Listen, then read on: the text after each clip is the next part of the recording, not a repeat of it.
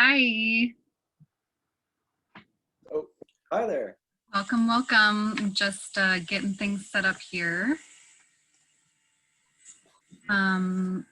If you wouldn't mind shutting off your camera, and I will pull up the chat. Okay, I think we're live on Facebook and Instagram. Let's just see. It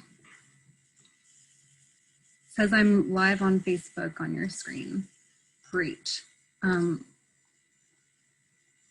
I cannot find where that is happening on my screen, so I'm just going to trust that it's all working out. And we're gonna get started here.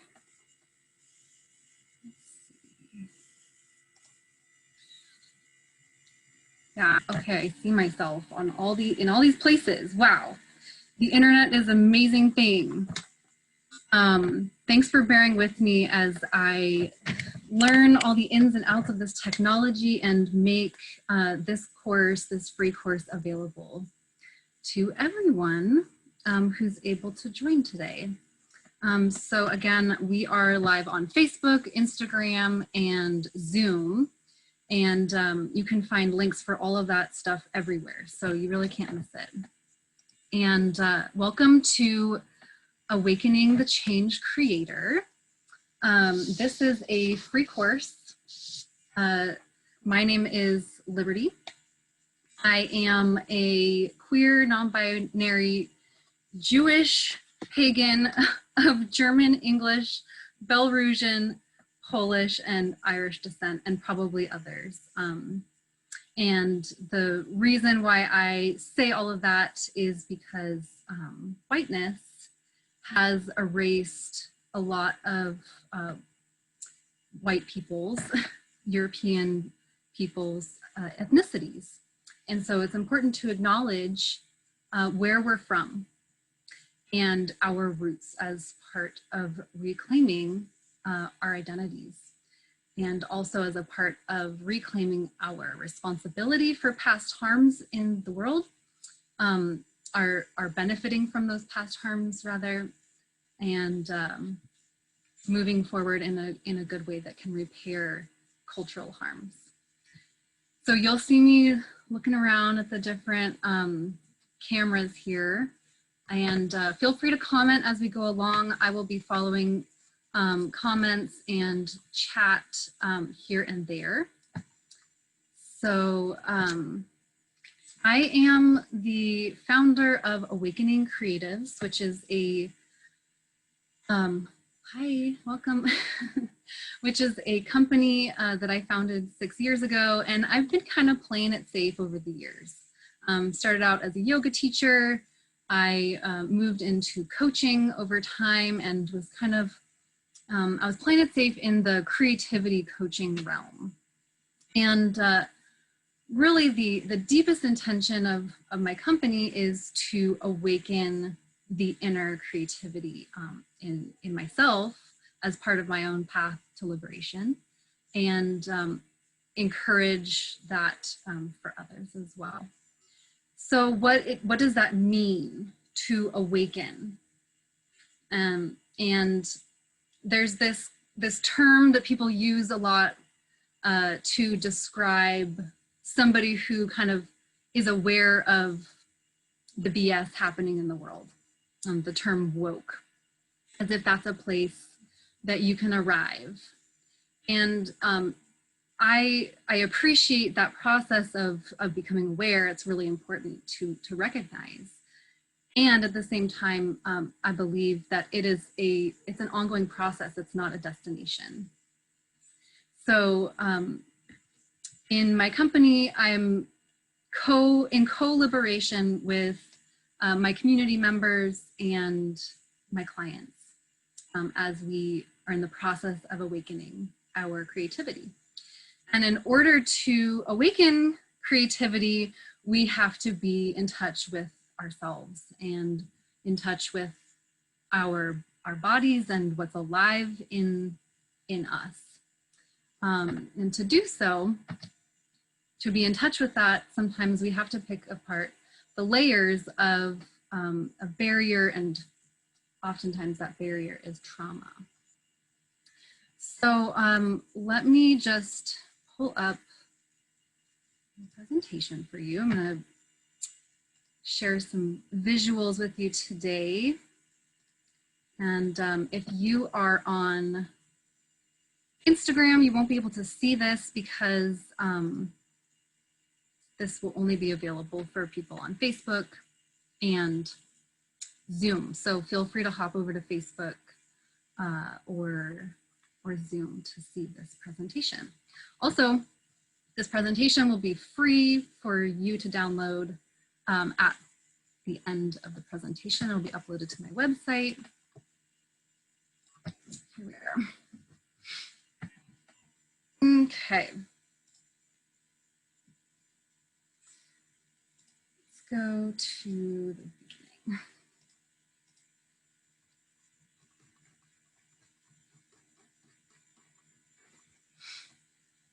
This will be an imperfect presentation, as I am an imperfect human being.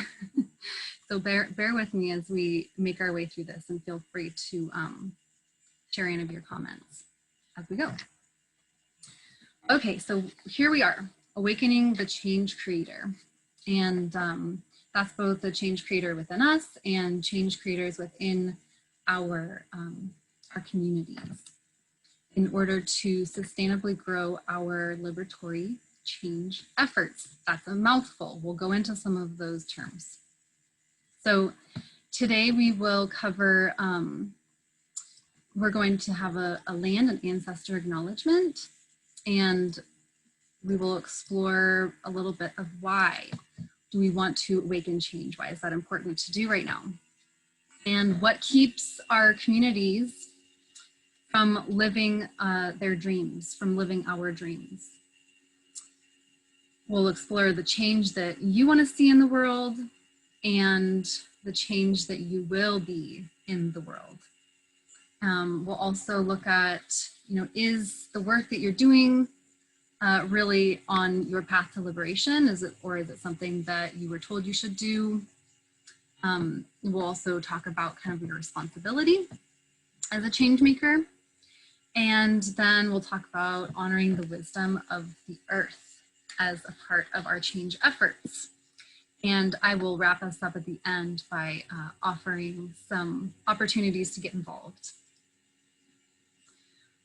Okay, so the land and ancestor acknowledgement. So why do we do a land and ancestor acknowledgement? Because I recognize that colonization process that started over 500 years ago removed peoples from the lands that we inhabit here in the United States, in what's now known as Canada, and really in a lot of places on the earth. There were processes that removed people from their original lands. And so we recognize that in a lot of indigenous people acknowledge that their ancestors still walk among us. That's what they believe, and it's important to acknowledge that. That energy is still there. The pain and the trauma of that is still there. There are people who still don't have access to land. So I'm going to do an acknowledgement of the land where I am now. I'm south of St. Louis on Cherokee, Chickasaw, Osage, and Iroquois lands. And, if you know the people's lands that you're on right now, please feel free to pop that in the chat so we can get to know each other a little bit. And if you don't know, you can go to nativelands.ca and look up the lands that you are on so that you know. Also, some tribes have websites that you can go to, and you can find land acknowledgements. So Gabriel is primarily Coast and Miwok land. Coast and Miwok land. Thanks for sharing. Okay, so this is the land acknowledgement from the Osage people. We respectfully acknowledge that we are on the traditional ancestral lands of the Osage Nation. The process of knowing and acknowledging the land we stand on is a way of honoring and expressing gratitude for the ancestral Osage people who were on this land before us. This acknowledgement from the Osage Nation also will familiarize us with the culture and the history of these people. The Osage Nation encourages you to visit our historic preservation webpage to learn more about our history and visit the K-12 lesson page to learn about the Osage people. The Osage Nation is currently engaged in the protection and preservation of one of our ancestral mounds, the Sugarloaf Mound in South St. Louis. This is one of the last remaining mounds of many that were destroyed. Many of these are burial mounds. The nation accepts donations to help support our effort to preserve one of the last remaining mounds. So the Osage Nation respectfully requests that you honor our land. Thank you. So you can go to the website of the people whose lands you're on and see what are they asking for? What do they want? It's a great place to start to get to know the place where you are. And perhaps if you are a person of privilege and you have the ability to support, you can do so, or at least find out what your responsibility is. Okay, there we have it. So as somebody who's presenting information and sharing my knowledge, I have to acknowledge my lineage of learning, because each of us comes from a context. And we'll go into more of why that's important. But one of the legacies of colonialism is that many people are removed from their context. And I think there's a bit of amnesia about where we've come from. And so I tend to fail to remember to share that rich history. And so my mentors have lifted me up and taught me basically everything that I'm going to share with you today. So I can't really take credit, but thank them for that support. So Diana Valenzuela, Mary Watkins, Susan James, and Miria Ciafalo from who are my mentors at Pacifica Graduate Institute. Rain Crow, Gaia Pugh, David Ragland, Melinda Salazar, Jenny Leaf, and Brenna Bell. All are people who have supported me. Also my cohort at Pacifica Graduate Institute in the community liberation, indigenous, and eco-psychologies program. So that's a little bit about me and where I'm from and who I bring with me, as well as all of my ancestors. Okay. So something to think about as you move forward as people presenting information. Share a little bit about, who you are and who made you who you are. Because we are not just individuals, we are embedded within a web of relationships. Okay, so why do we want to awaken change? Why would we do this? I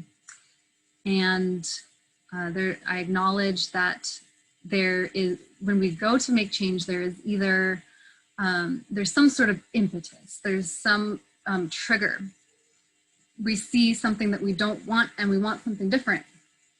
So that's either pain or trauma is happening, some sort of injustice, some kind of unmet needs that we're seeking to meet, a potential for a better life, or even possibly a dream.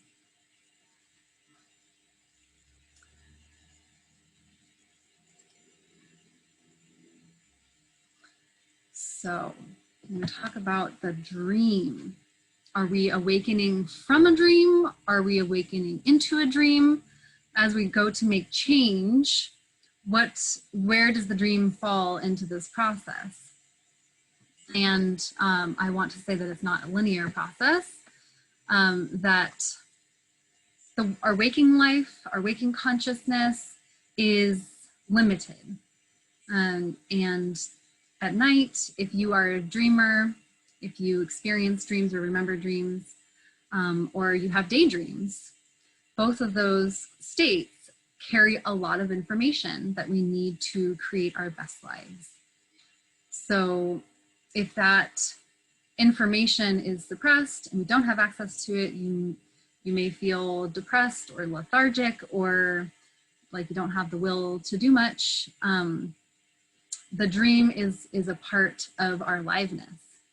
And in many indigenous cosmologies, they honor the dreams as being a very important source of wisdom.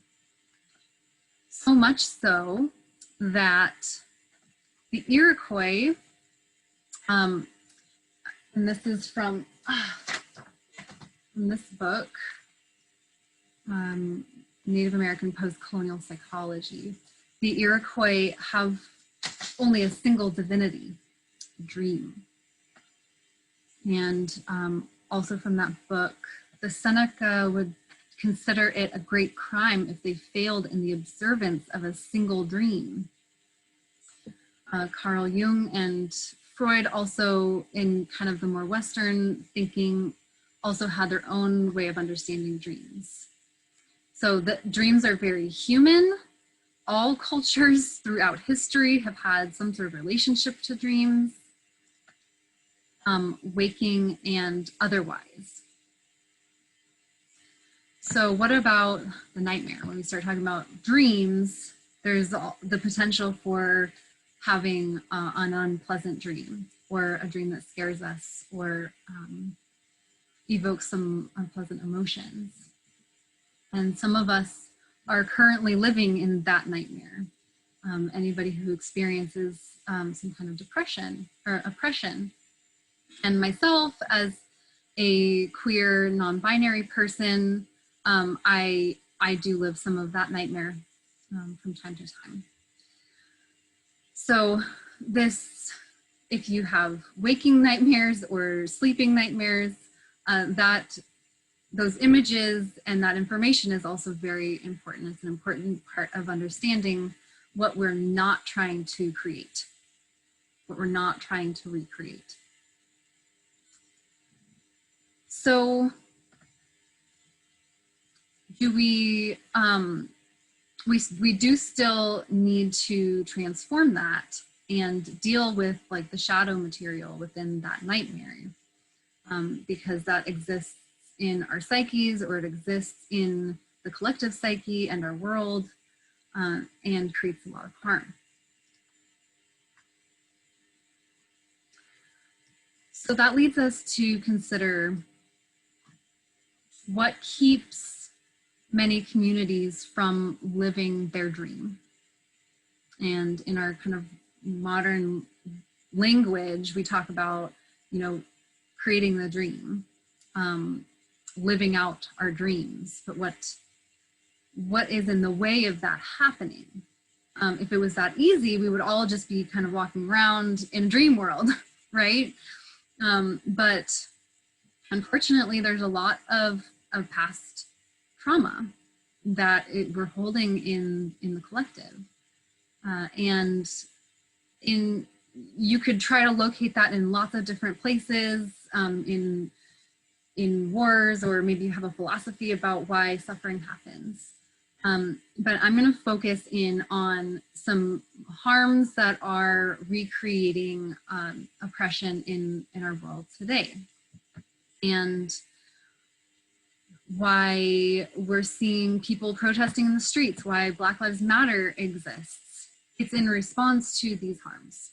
And colonization is a major theme. It represents a period of time that happened, and some would say that time is over.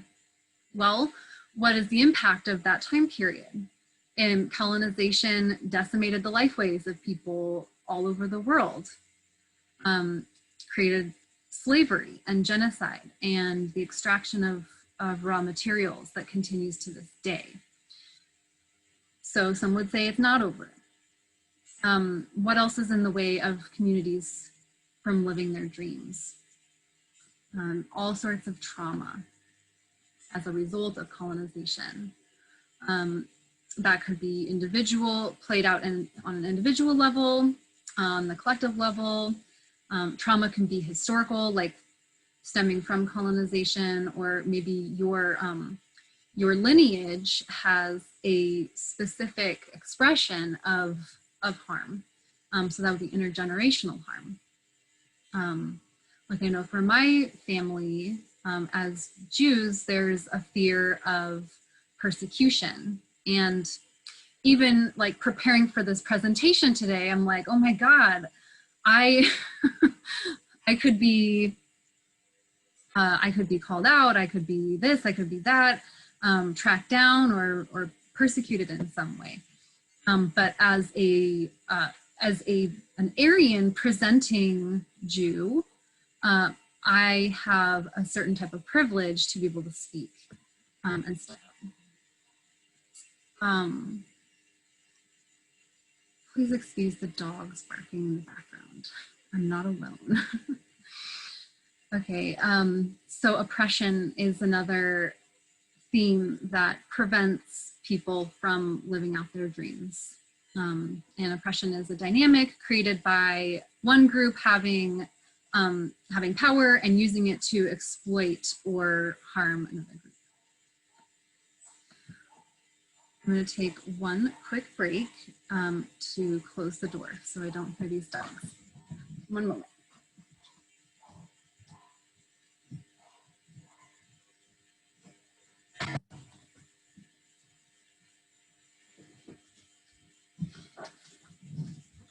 Okay, going with the flow here. So oppression, it plays out on so many different levels. If somebody, Black people, for example, are still experiencing the effects of colonization, and some would say that slavery is not over in some ways, that it's recreated within the current expression of the colony. Yeah.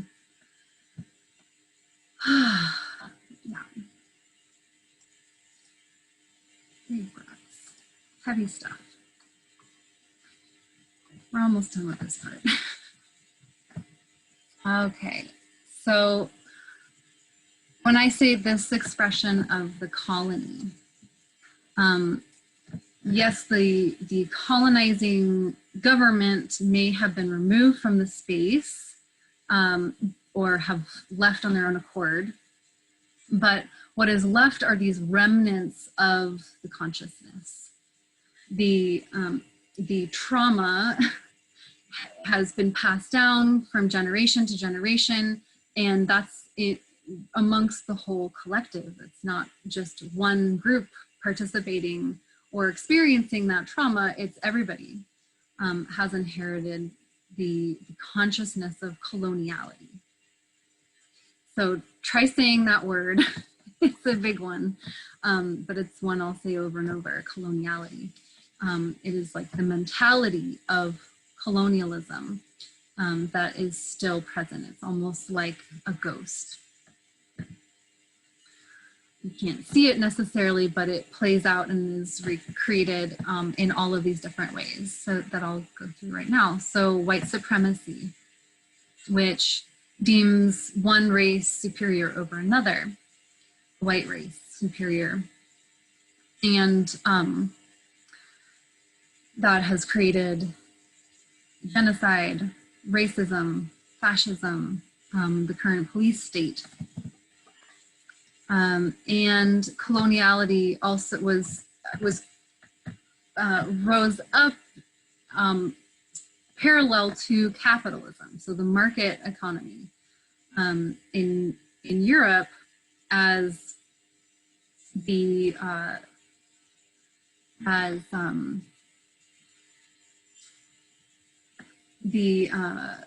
what's the word? Enclosures. Before there were fences and walls and borders, there was open land, meaning humans free within their relationships, within their communities, and understandings of boundaries. It's not that there were no borders, but the physical claiming of land that forced people into indentured servitude and the feudal system, and starting to enclose upon and create containers for value. It allowed for things to be monetized, and I have the book out right now, but there's a book that I'll recommend if you want to learn more about that process, Subversive Spiritualities by Apfel Margolin. So capitalism, we see today its expression in forced labor, in overworking, this like grind culture, this kind of addiction to productivity. We see it in the 13th Amendment, this sort of like forcing of labor in the prison system. And coloniality expresses itself through the patriarchy, male dominance of institutions and power structures of families, and strict gender rules. It expresses itself in heteronormativity, so the policing of the expression of love between types or expressions of people.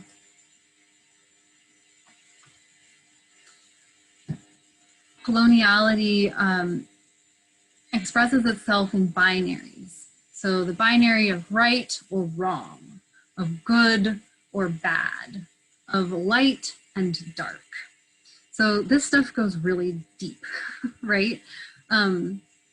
It coincides with Descartes'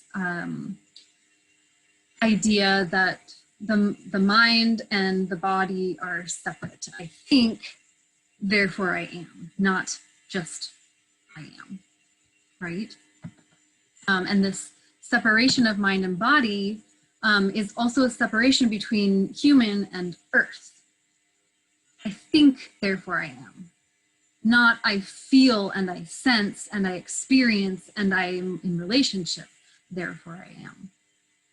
Right? So this kind of separation, this binary separation of consciousness from the material, leads to things like climate disaster, health crises, because we're out of balance.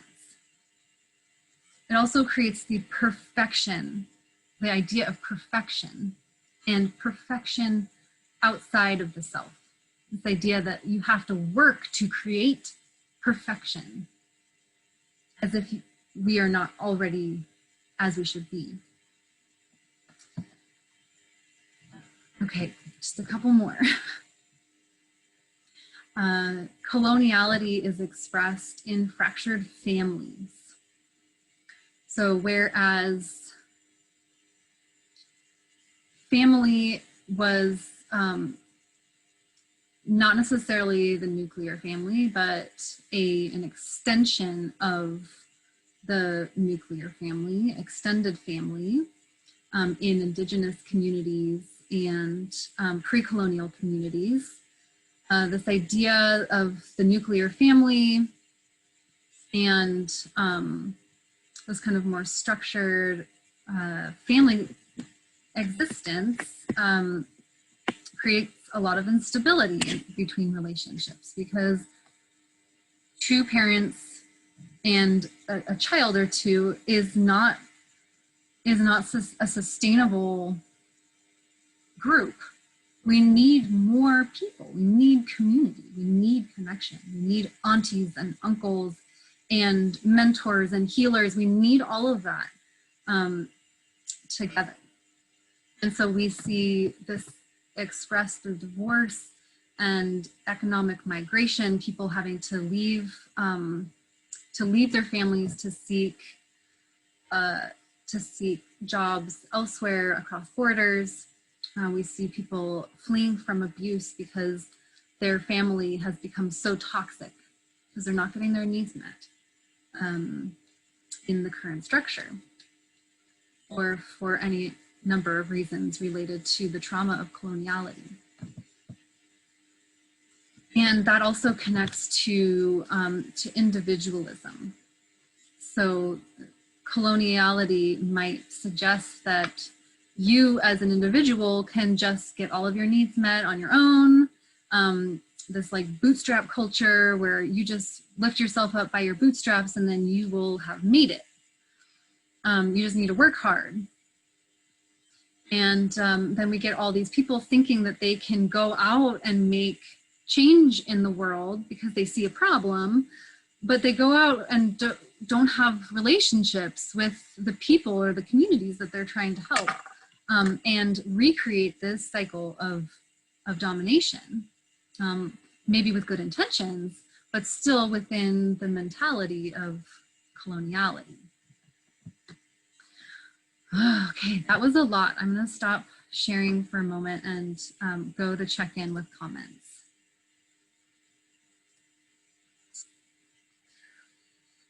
What's on your mind? How are you experiencing all of what I just said?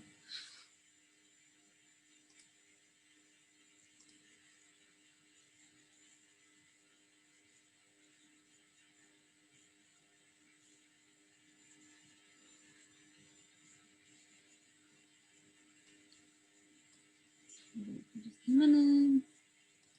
Get your thoughts together. Checking the different platforms here. Super dense, super interesting, and super dense. Yeah. Yeah. Yep. Enclosures of land and psychic enclosure. They go together.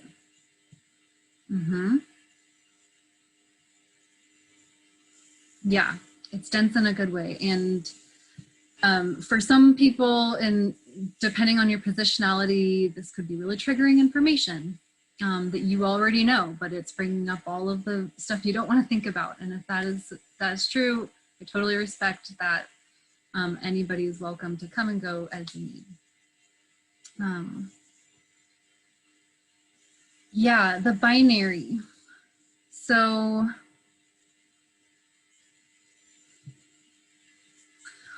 I think about, I'm a super empathic person and I try to imagine what it might be like for my ancestors. And as somebody who's like super connected to nature and who considers myself of the pagan persuasion, and from a Jewish lineage who were also earth worshippers at some point, way back when, I try to imagine what it might have been like to be an indigenous European person who was experiencing pressure to conform to a Christian ideology, who might not have had so much power in the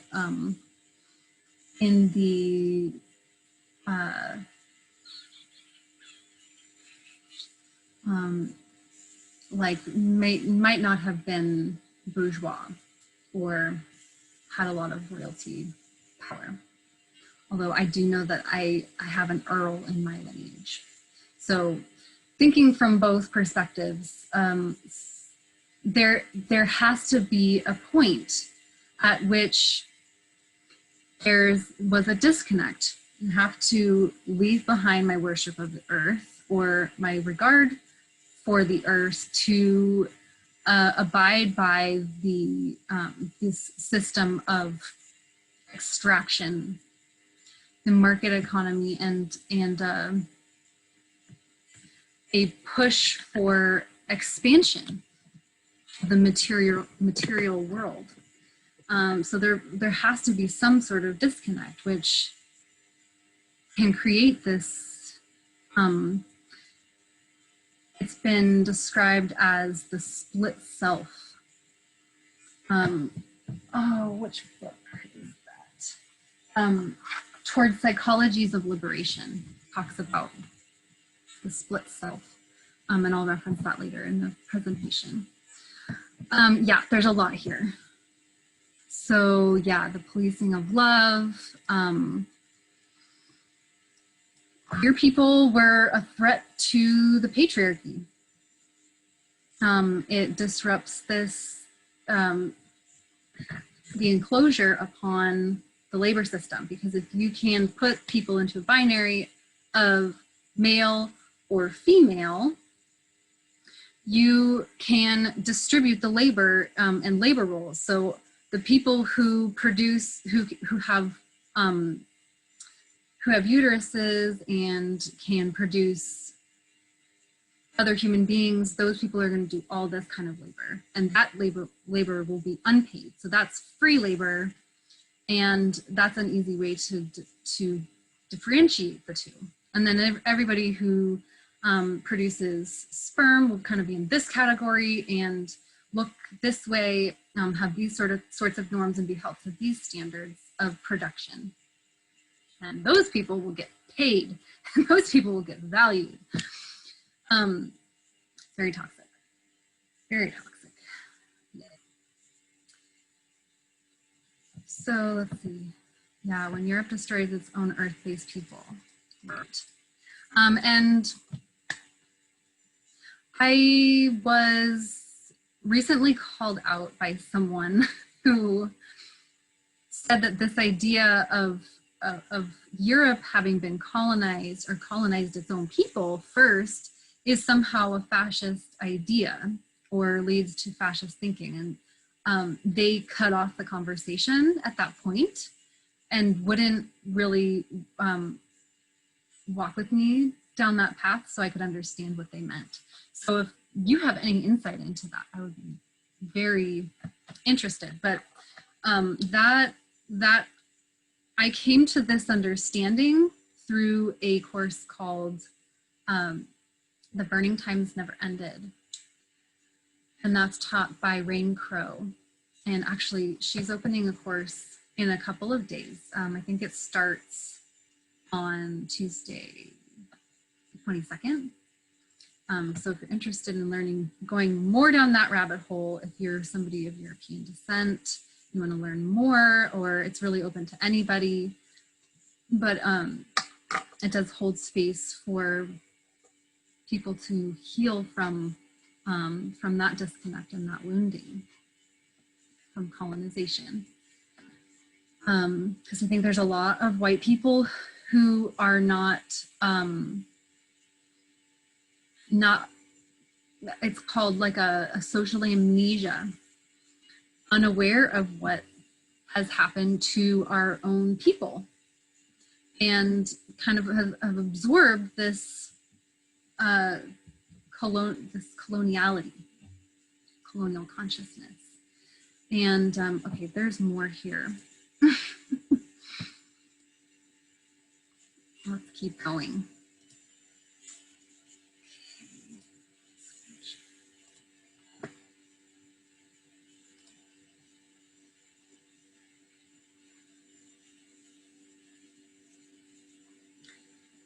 So let's see in the comments. Check out Oksana Oh, Oksana Yakushko. I think that she might be at Pacifica. I think that's somebody who teaches at my school on this topic of European destruction of non-cognitive ways of knowing. Yeah, she is. Yeah, I've heard her talk about the persecution of witches as well. Okay, so we're gonna move on from coloniality. And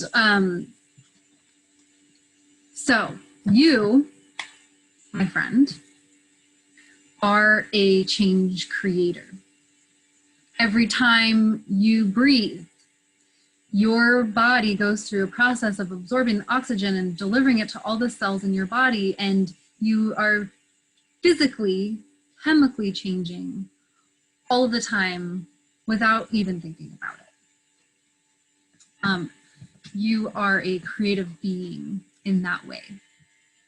And you have the power to respond to and create your dream. So whenever you have an idea or a thought, if you take action towards that thought, you are creating that waking dream.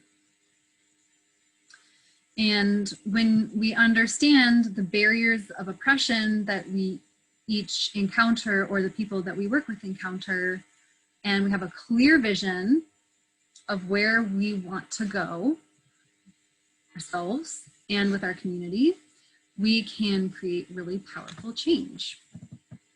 Change that is reparative.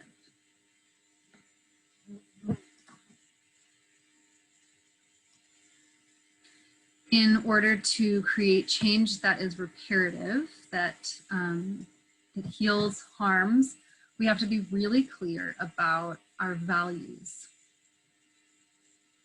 And values, I've also heard explained as needs, like inherent needs. I've also heard values described as desires. So there's different ways of looking at values, but it's whatever we hold dear, things that we want in our lives. And as change creators, it's important that we have a really strong rooting in our values, so that we're not just going out there willy-nilly and taking action and potentially recreating harm that we didn't intend to. Values in themselves are not enough to create reparative change or liberatory change, but it's a good place to start, because it's a place we can always come back to and evaluate, okay, did this action align with that value? So I put a list of values here and kind of section them off into like values. But really, these all intersect, they interweave, they are in relationship with one another.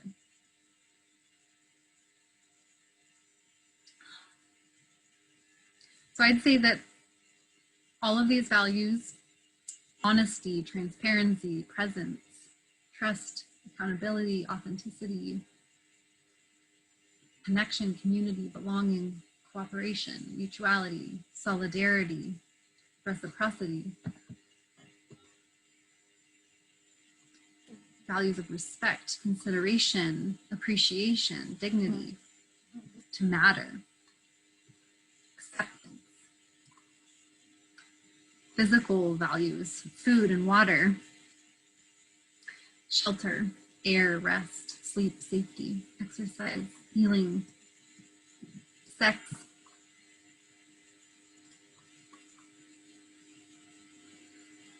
each of these values we may hold dear, but when we go to make change, some of these may come to the forefront. For example, Black Lives Matter. I can't really speak on behalf of each person, but I imagine that to matter is a really important value for that movement. Freedom may be in there as well, autonomy, space, justice, those are all included. But especially when we name the movement or the project or the organization that we're creating, these values are really important to be clear on. So in my business, Awakening Creatives, creativity is a very important value for me. As an artist and a singer, that is one expression of creativity, but I go as deep as to consider creativity as something that we require air and water and shelter and safety for. So it, like I said, they're all kind of intertwined and in relationship with one another. So the value of spirituality, beauty and harmony, wholeness, peace and gratitude, celebration, play, humor, flow, exploration, adventure, and fun. So these, like I said, this presentation will be on my website. You can check it out and download it yourself if you want to kind of come back and look at these values or these needs. I recommend to my clients that if you're in a place where you're confused or you're having feelings, but you can't really put it all together, to get a list of feelings and put it side by side with one of these lists of values and try to connect the dots. Like, okay, I'm feeling really angry because I'm wanting what? Because once we get clear about that, and I'm feeling this way because I'm wanting this, then we can make a request of somebody or a request of ourselves or a request of the world to get that, that value fulfilled. And Upgea Pugh actually was my teacher for nonviolent communication, but he looked at nonviolent communication from a lens of domination culture.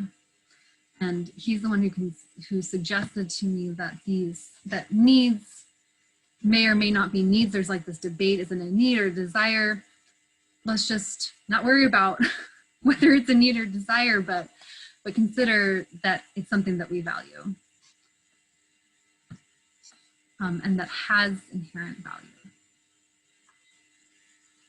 Okay, so I'm going to invite you to feel into this a little bit, to feel into your values and your dream of the future, your dream of the world that you want, the dream of the world that you want to become. And I'm suggesting this because we often get stuck in this feeling of like, I just want to change what's happening now, which is okay. Like that's important to collect that information about what it is that you want to change. But we need to know where we're going, changing into what, transforming into what, right? And in order to access that dream, sometimes we need to relax the mind. You know, this like that mind-body split sometimes can have us in this very hyper-intellectualized coloniality mindset. And in the process of decolonizing or undoing some of that harm of the mind-body split, to come back into our bodies, integrate the mind and the body together, the mind, the body, and the earth together. So I'm going to invite you to recline or to relax into your seat. And I'm just going to lead you through a really quick presencing exercise where we can explore a little bit of our dream of the future. So relax into your body. You can close your eyes if you want to. You don't have to. It's really whatever makes you comfortable. You get to choose where your consciousness goes. I'm just going to make some suggestions. Okay, and take a couple of deep breaths into your body. The kind of deep breath where you can feel your belly expanding out. You can even put your hand on your belly and feel your belly relaxing.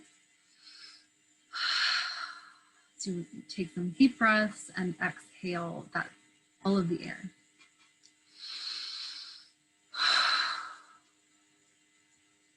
Come back into connection and awareness with our bodies.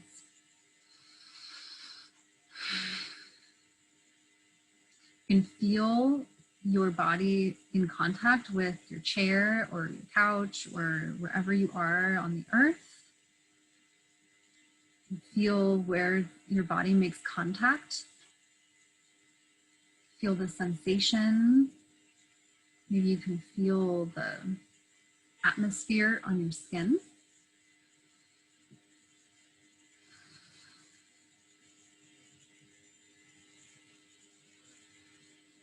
Taking a couple more deep breaths, relaxing the muscles in your shoulders, away from your ears.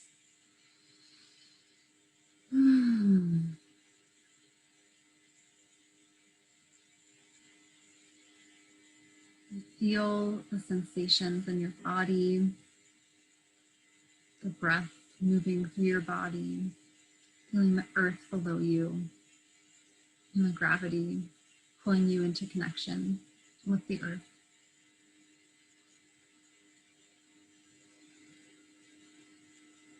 And from this place of feeling the connection to your body and feeling the connection to the earth, imagine the world that you want to live in.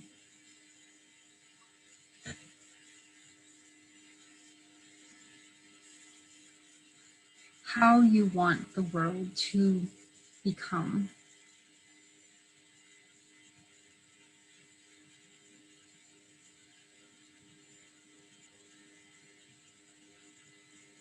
What would it feel like to be in this world that you want, this world that you dream of?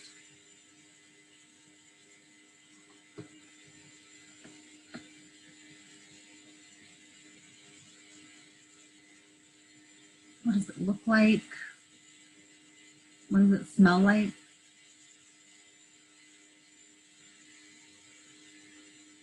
What does it sound like?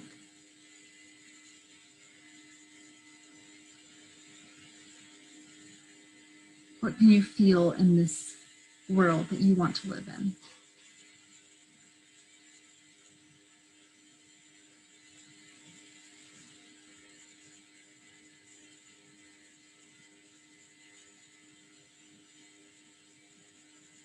And just allow whatever comes up to be there. Acknowledge it.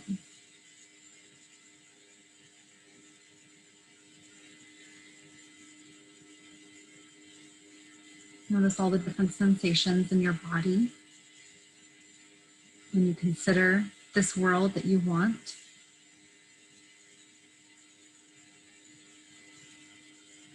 Take a couple of breaths into that world.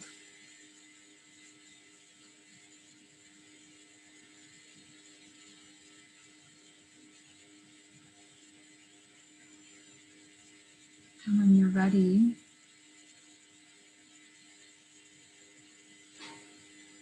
you start to flutter your eyes open if they were closed.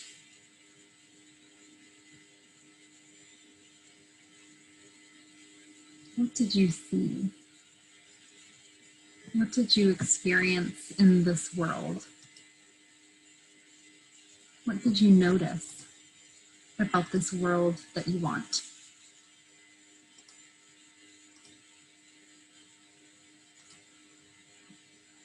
You can pop it in the chat if you want to share a bit about this world that you want.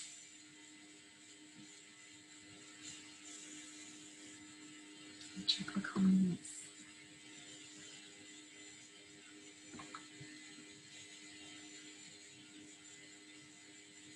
What did it smell like? What did it feel like?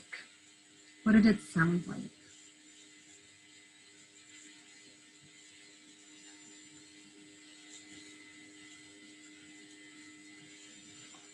What was that experience?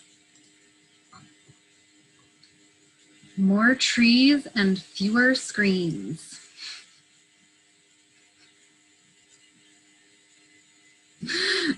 Yes. Yes. What else? What else is present in this world that you want? This world that you're dreaming of? Less maintenance of guilt as a policing system. Whew. Yeah. It felt light. This world that you dream of feels light. Yeah. Deep forest, autumn day, leaves turning, earth turning over, moisture in the air. More use of the hands, less use of the head.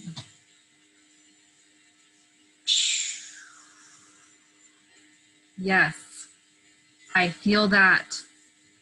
In fact, as soon as I'm done here, I'm going to be processing this medicine right here. Yes, yes. Yes, I'm hearing more embodied, less guilt.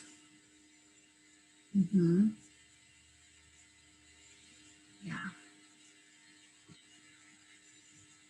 Check one more. What else do we got here? Any other feelings into the chat?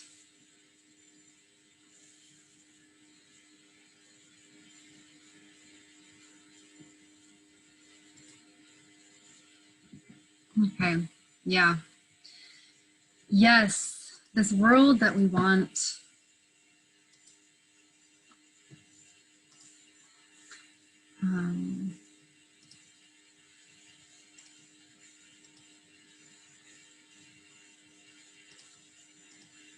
Navigating back to the presentation.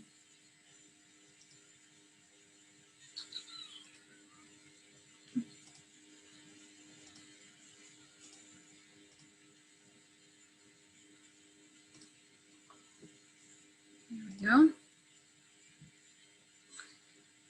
So, the world that you want to see, the world that you want to live in, the world that you dream of. Now, how do we work backwards? How do we get from there to here? How do we get from here to there?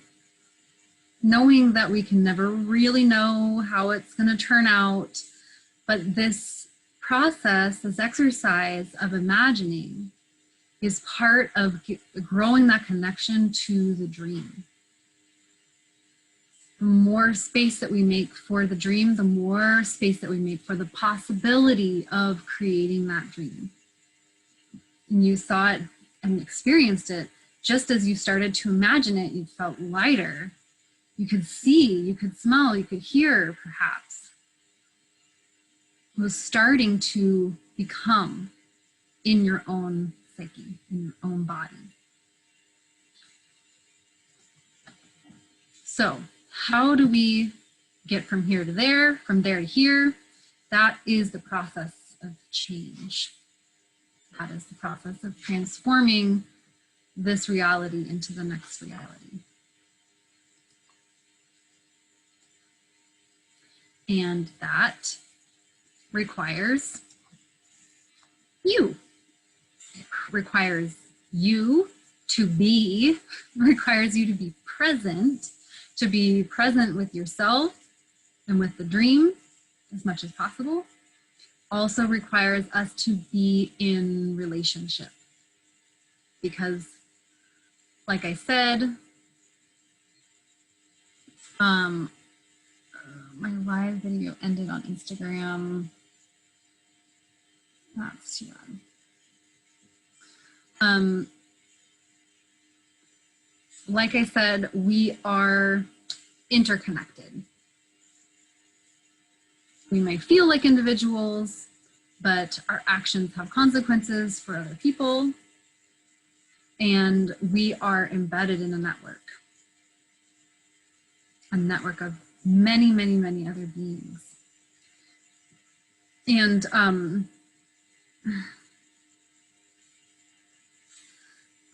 Lilla Watson, I think that's her name, Lilla Watson, was one who said something to the effect of, if you've come here to, I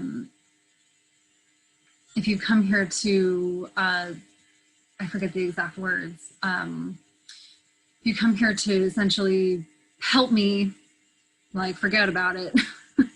If you come here to be in co-liberation, you come here to work with me in your liberation. If you come here because your liberation is tied up in mine, let's work together.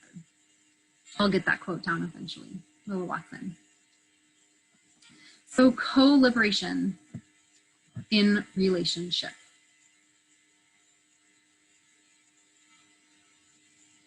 We're not trying to recreate colonialism. We're not trying to recreate, and when I say we, I mean people who are not trying to recreate harm should be considerate of not recreating experiences of domination, of using your power to affect change that harms someone else. And now, Andrea Renee, I follow her on Instagram, and part of her whole self-liberation community. She says, you will create harm. You will do harm. Now what?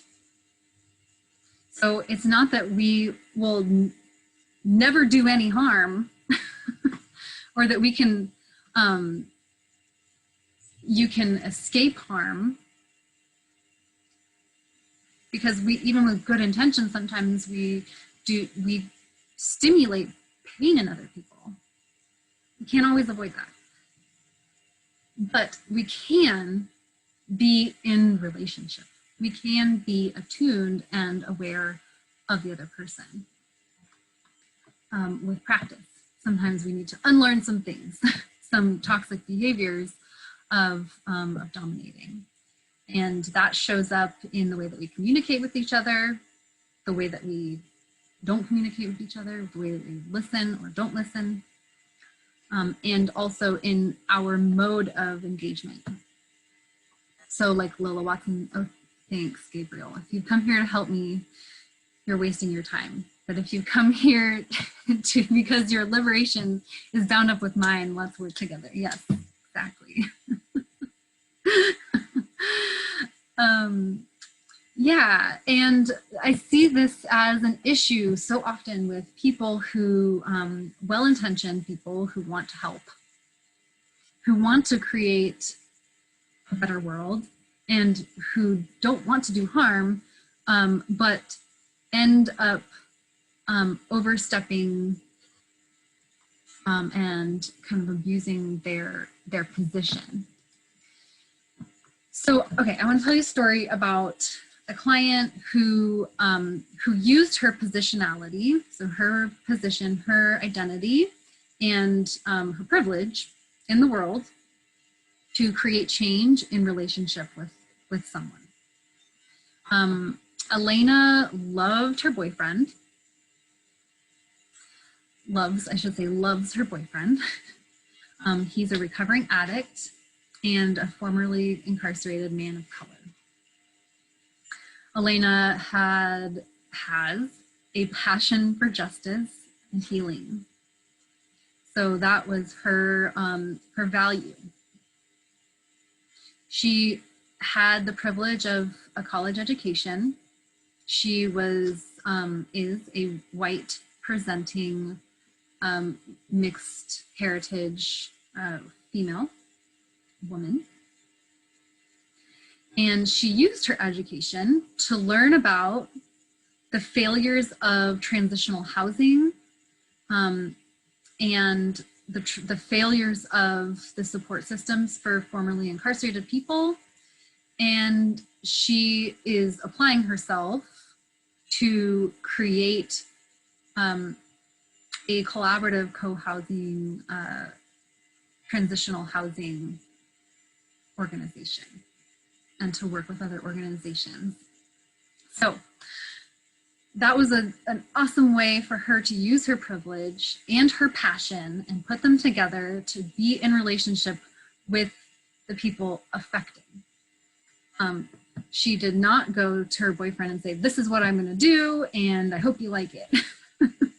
She was in conversation and had a genuine understanding of the harm and the potential healing. So, on your path to creating change, on our individual paths to liberation, in co-liberation with our communities, some good questions to ask yourself are you using your privilege and positionality responsibly?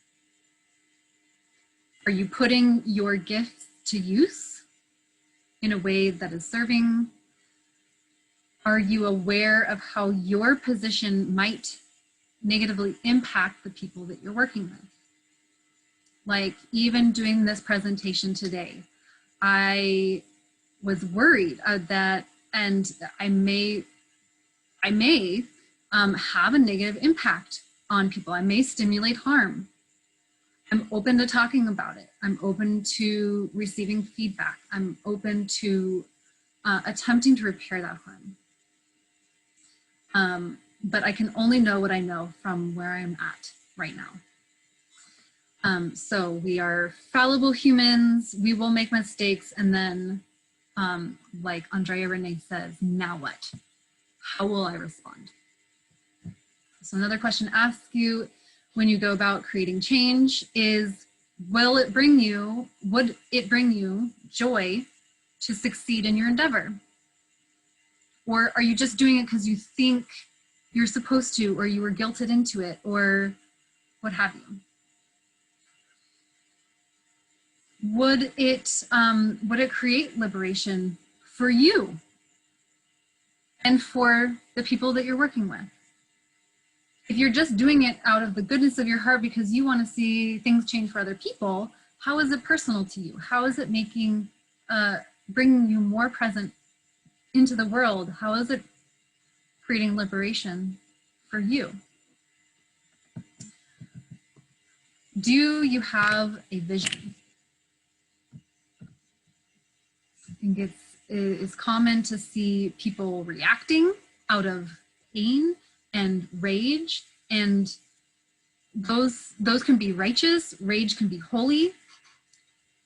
But if we don't know where we're trying to go, it's just haphazard emotions spewing into the world, potentially creating more harm and not actually creating the change that you want to embody. Now I say that from a privileged perspective. So I acknowledge that there may be times when somebody is experiencing trauma and expressing out of that place and does not have a vision because they don't have access to that faculty in that moment. So that's a very real possibility. Another question to ask is, do you have or can you create the relationships necessary to pursue the change that you want to create? So like I said before, just going into a community that you think needs help and starting to act and trying to create change without a relationship is no good. Because it reproduces that dynamic of colonization, of going into a place, inserting yourself, and you come with all of your biases and projections and assumptions, and potentially creating harm by overstepping boundaries or coming from a place of perceived authority. The community might perceive you as an authority and give up their power.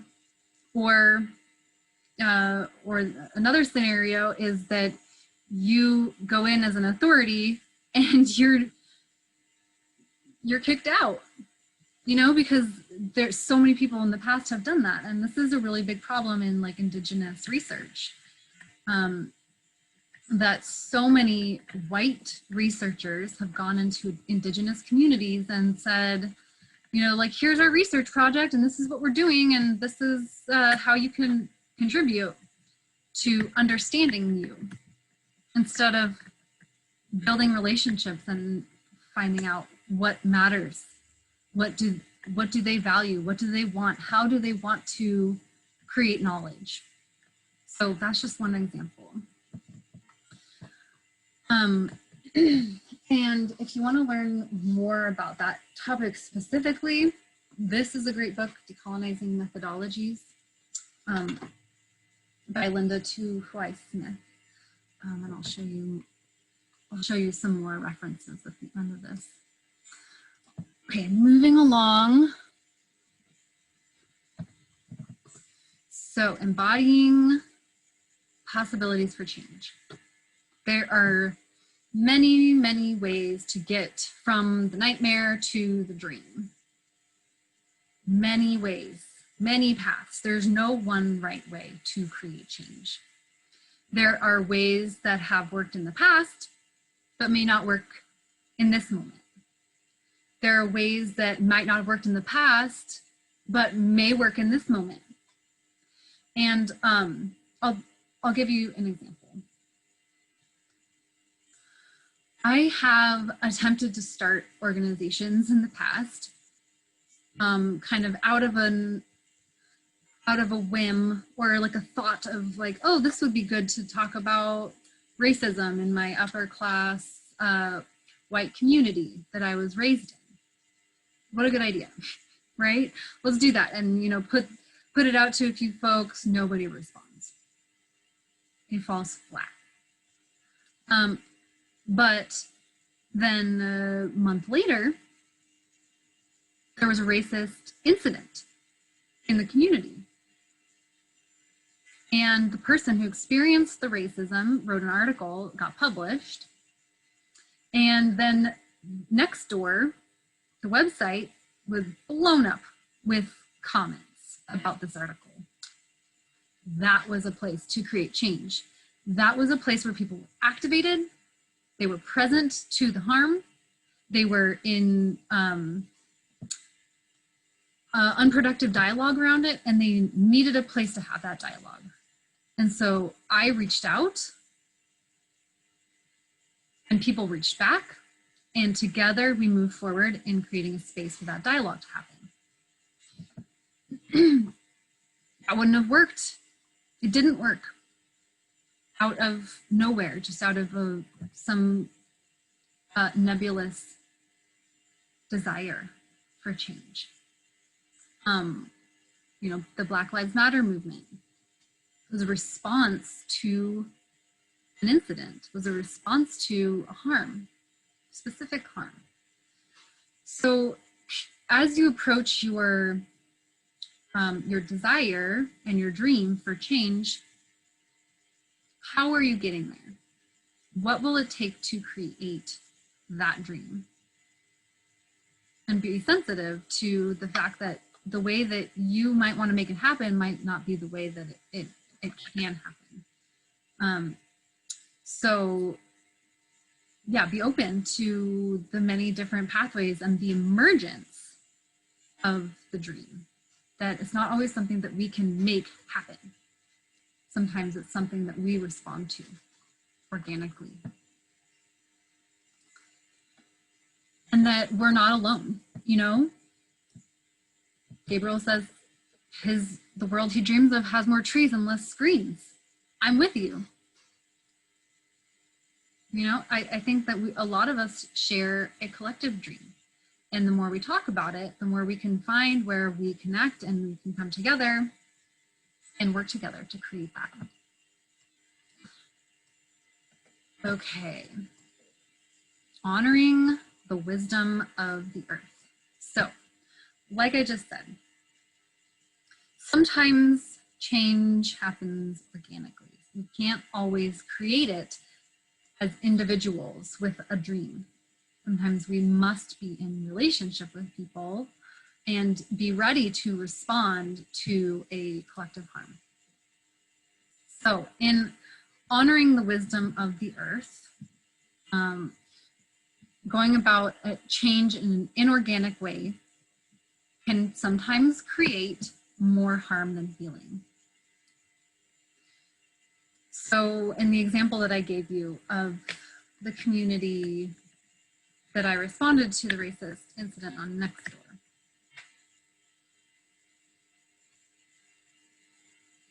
had I come out and said, hey, neighbors, this place is racist and we need to respond to it, that may have, it could have generated something. My guess is that it would have created a bit of an uproar. Maybe not so generative. But in responding to, and I'm not saying that I should not have done that, because I think that there's many, many, many, many ways that we can specifically respond to and transform racist ideas. But in this case, I responded organically to something that arose in the community. Also, there's this tendency I notice and because of this like coloniality mentality, this capitalist mentality of grind culture, where we have to go, go, go, go, go all year round, and no rest for the wicked, etc., can be very unhealthy. And depending on where you live, your seasons of the year may be different.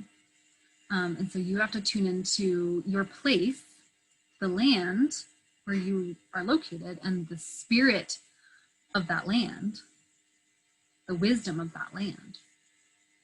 For me, in this body of European ancestry, I've found myself often attuned to places and drawn to places where there is a winter, and often where there are 4 distinct seasons,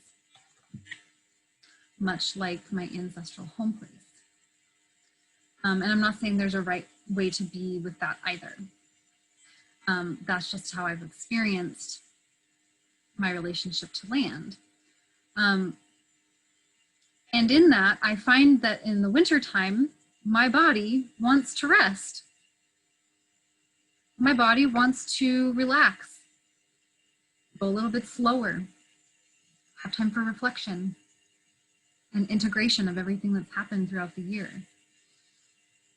In the springtime, I often get very enlivened and inspired. I feel a lot more energy and invigorated in my body. I feel like I want to go out and plant seeds, and I'm with the cycle of natural creation.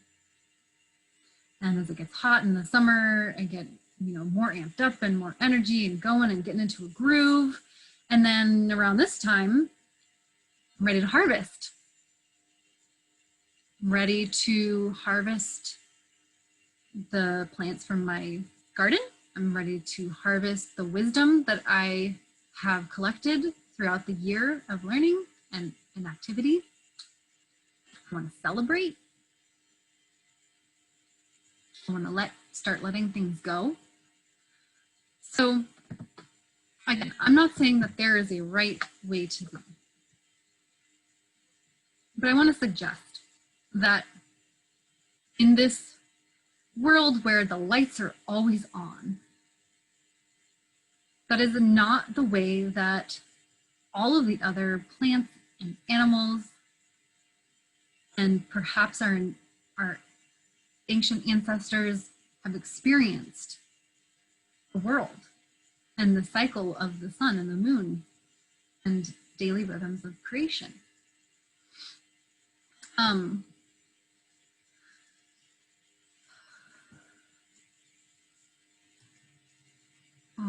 Thanks, Gabriel. It's been awesome. Awesome to have you.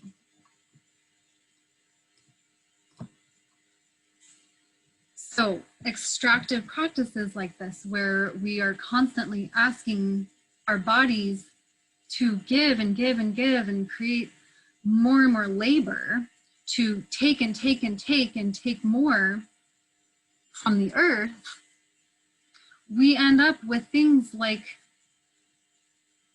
rampant fires, coinciding hurricanes, things that suggest that the earth is attempting to rebalance an imbalance. Anyone who believes in climate change might have something to say about this.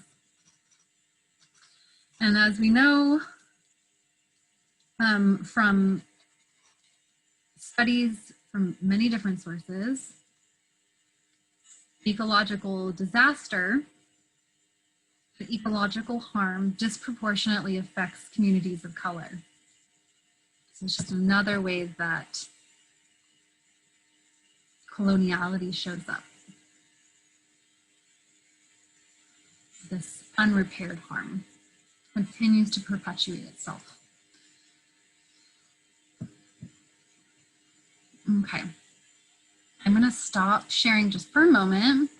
I'm gonna pop into the chats and see if there is anybody who has anything to say about all of what was just shared. Anything at all, any questions, any comments, any concerns? Challenge me. I'm tough, I can take it.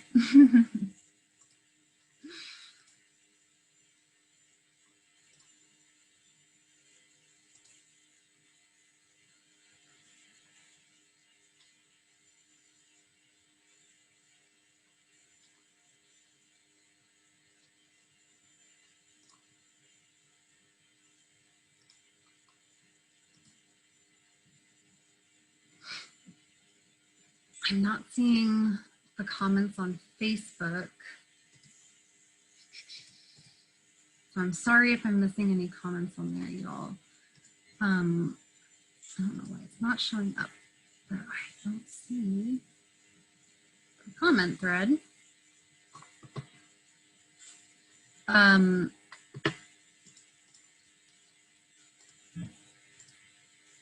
Just gonna make sure that you all have the link to the Zoom if you want to pop in there. Popping that right now into the event page on Facebook.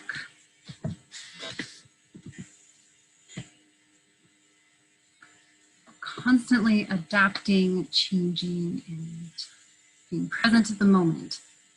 Okay. So if you do have any questions or comments, please feel free to comment at any point before or after this, and we can engage this conversation further. This course is kind of the beginning. So for those of you who don't know, I am relaunching my business today. Today is relaunch day.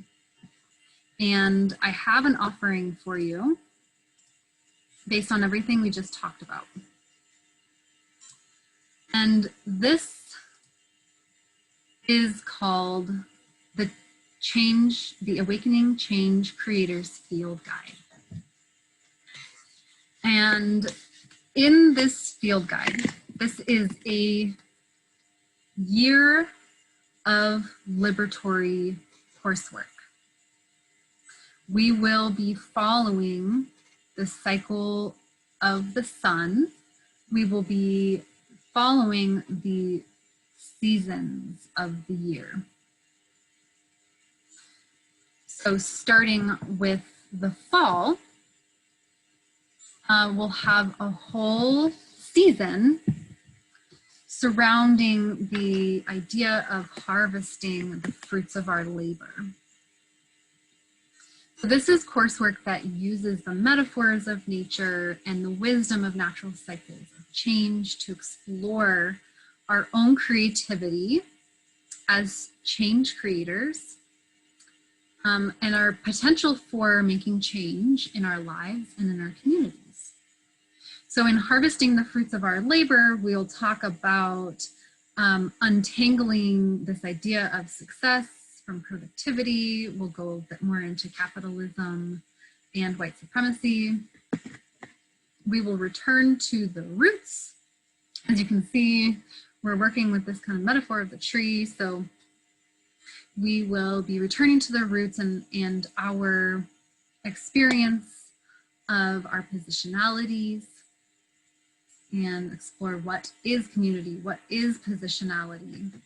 We'll explore our proximity to power and our story. We'll locate ourselves in this story of change, the change that we have created up until this point, as well as where we fall into the cycle of change based on our ancestry. In the winter, we will go into the season of liberatory care. And in this season, we will explore empathic self-knowing as self-care. So we'll learn more about how to be sensitive and empathic to ourselves, and explore our values and our needs, like we talked about in this presentation. We'll talk about and work with trauma and community care practices. So we'll be exploring this idea of liberatory care, care that liberates, care that supports us in our own liberation and others in their liberation, and in relationship of co-liberation. We'll explore mutual aid networks, how to be in a relationship-based care network, and we'll even get into like embodied care. So careful embodiment, how to take care of our bodies as change makers, especially for those of us who have been sitting over computers. In the spring, we will talk about co-liberation, growing in relationship. So this season is all about social web weaving, how to create strong, healthy relationships in community, how to build dream teams, teams that have the skills, the knowledge, the passion, the time, meaning the energy to create the change that you're trying to create, and how to locate our community members in positions to contribute in ways that are really generative and supportive. We'll go into communication for co-liberation.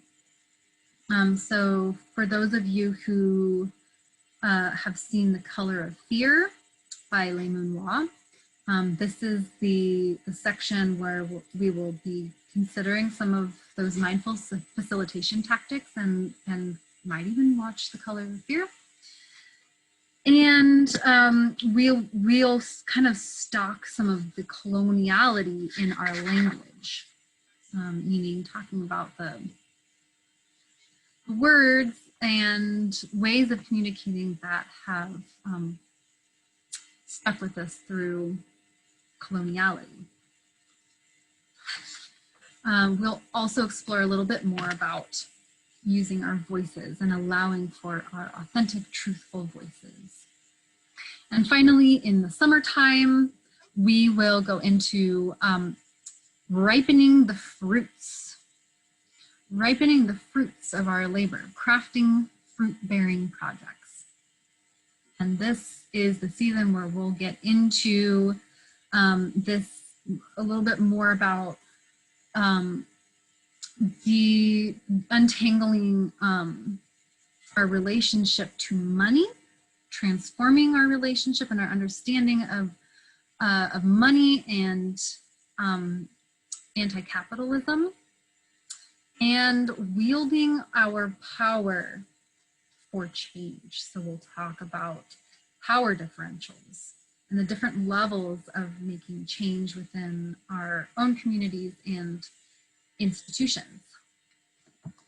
Finally, we will talk about participatory methodologies and working within communities in a way that holds you accountable and is ethical for everyone. So that is the Awakening Change Creators Field Guide. And that's 4 seasons of online learning. And you get a lot of awesome things with your tuition. You get a free membership to the new online community center called the Awakening Creatives Community. You get access to a private Facebook page if you are on Facebook. You will also get a printed field guide at the end of the year. So we're rolling out this, this course over the duration of the next year, following the seasons.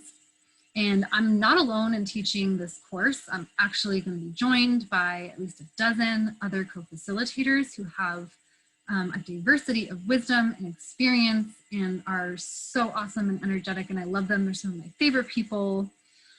So you'll get a taste of the magic of my community as well. 2 more awesome bonuses with your tuition is the Daily Depths and Dreams journal, the daily journal for change makers. And then you'll also get the Liberatory Care coloring book, which is such a cool project. It's a participatory collaborative art project between me and a dozen other artists who all came together to imagine what liberatory care is for us in our communities. Lots of good stuff. So the Awakening Change Creators Field Guide, tuition, you, like I said, you could either do all 4 seasons together, or you can do individual seasons if you are interested in just one of those topics. I recommend doing all 4 seasons. It's the most cost effective. You can either do the full pay at $6.98 or individual seasons at $2.48, or you can do any number of payment plans, 3-month, 6-month, and 12-month payment plans as low as $60 a month. So that's really awesome way to engage in this work, engage with other liberatory change creators, because now is sort of a time when we need each other and to create those relationships. So a little bit more about the Awakening Creatives community. This is a membership-based community center, an online community center. And again, in these times we need each other. Come share yourself, your process, engage in healing and co-learning in this space. And that you can get membership to for as little as $5 a month. I really want to make this accessible to everyone. And I've set the prices so that, and the payment plans and whatnot, so that you can get access wherever you are, in income-wise, so that I can also pay my co-facilitators and pay for all the systems that make this happen, including compensating me fairly for my time. That said, I embrace a reparations process. And what I mean by a reparations process is that I acknowledge that there is a need for repair for the harm done for colonialism. And that is not something that I necessarily created, but I benefit from the exploitation of enslaved Africans. So in a perfect world, in my dream, the United States government would be paying reparations and repairing that harm that was done. But so far, that hasn't happened. And as somebody who wants to respond to the call for reparations, I am working that into my business model. So this is an attempt. It's not going to be perfect, and I'm open to feedback. If you want to learn more about reparations, I highly recommend going over to grassrootsreparations.org. And my community has created a very powerful organization that is exploring reparations, not just on a material, but also a spiritual level. So reparations are due for descendants of enslaved Africans, for Indigenous people, and anyone affected materially by the remnants of colonization. Okay, so this is the intellectual lineage. These are people who've contributed to my understanding of colonization and oppression. This is not an extensive list by any means, but these are a few of the big ones: Paulo Freire, Frantz Fanon, and Albert Memmi.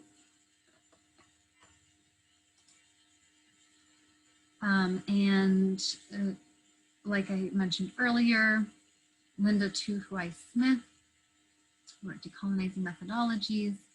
Bell Hooks, Teaching to Transgress is one that really impacted me, but she has a ton of writings. And then, of course, my Pacifica mentors, Mary Watkins and Helene Schulman, among others. So there it is.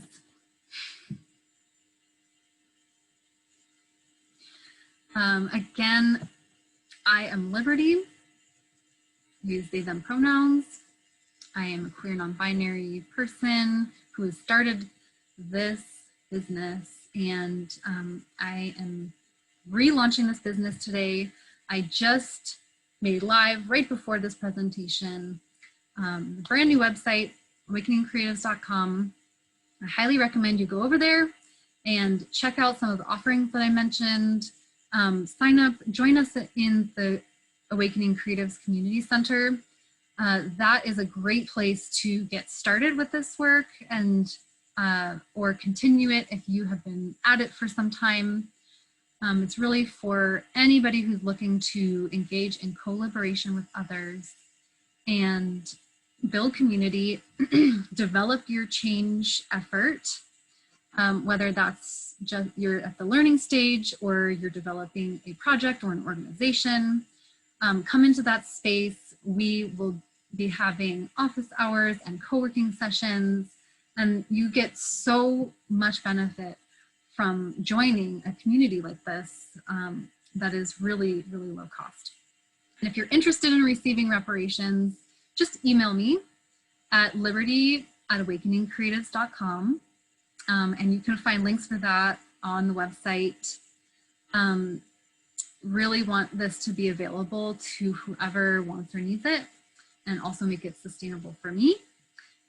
So thank you so much for participating today and for allowing me to capture your attention for a moment.